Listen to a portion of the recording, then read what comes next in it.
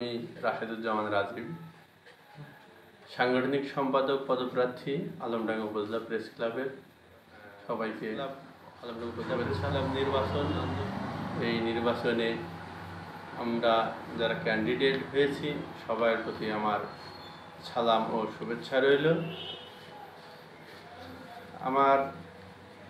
আমি যদি নির্বাচিত হতে পারি তো অবহেলিত এবং যারা আছে সবাই সমান কাতারে দাঁড়াবেন, একসাথে চলব। আমরা আসলে সাংবাদিকদের পেশাকে তো মর্যাদা দিতে হবে এবং সাংবাদিকতার প্রতি মানুষকে আকৃষ্ট করার জন্য বিভিন্ন ভাবে তাদেরকে বোঝাতে হবে আসলে সাংবাদিকতা কি এবং সাংবাদিকতা পেশাটা কি। সাংবাদিকদের জন্য একটা কল্যাণ তহবিল গঠন করা যেতে পারে,